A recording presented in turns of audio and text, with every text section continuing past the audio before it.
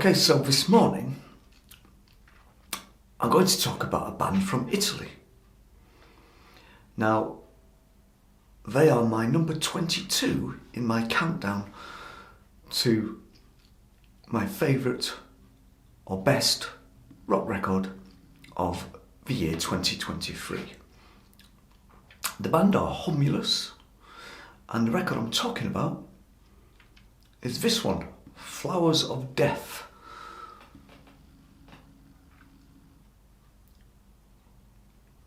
Some good artwork there. Interesting sleeve. Now this only came out recently, so I admit it's still very new to me, and because the band have taken a slightly different direction from previous work, it's one that I'm struggling a little bit with. I know it's good, I know the quality's there, but it's much more psych based than their previous efforts, which were heavier. So it's taken me a while to get into it, and it's one that I'm going to have to live with a little bit longer. So Humulus are from, as I said, Italy. They're from Brescia, or Brescia, not sure how you say that. And they comprise of Thomas Mascheroni on guitars and vocals. Now he's a new singer to the band, so again that changes their sound again, and he seems to be much more psych influenced. Then you have, they're a three piece, then you have Giorgio Bonascorsi on bass. Then you have Massimiliano Boventi on drums. I do love those names, they're excellent.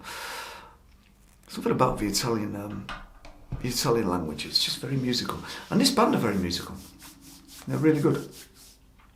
As I say, they come from Italy. They're a three piece. They're kind of a, well, they were kind of a sort of almost doomy heavy rock band. But now, as I say, their sound has changed a little bit. And to my ear, they're starting to incorporate much more psych-based influences. And whether this is down to the new singer Thomas or not, I have no idea. But I would say he's probably got something to do with it. It's not necessarily a bad thing. You know, a band can change its sound. But this is the first band I've heard for a while who've changed their sound quite as much in such a, not extreme, but in such a dramatic way as Humulus have. So, what songs do we have on here? There's 7 songs, and they're not an instrumental band, they do actually sing, obviously. Starts off with Black Water, then we have Secret Room, then we have Shimmer Haze, which is very psych. Then we have a song called Buried by Tree, which I like, good song. Seventh Son. Now Seventh Son is interesting because it features Stefan from Colour Haze on guitar, and you can kind of hear it. These guys seem to be mates with Colour Haze. They seem to talk together quite a bit, or at least I've seen that they have talked together. Then you have a song on there called Flowers of Death, which is obviously the title track. Probably one of my favourites on the record so far, but again, I have to live with this a little longer to really understand it, because as I say, it's such a dramatic turn from what they were doing. The previous singer sounded a little bit, at times, like Mark Knopfler, which to me is a good thing. So this singer does sound a little bit younger than the previous singer. I don't know if he is or not, but he does have a younger sounding voice. And then the final song, Operating Manual for Spaceship Earth, which is kind of almost like an instrumental thing. It goes on for 9 minutes. And again, it's quite psyche, quite trippy. So, will this work for Humulus, this new singer?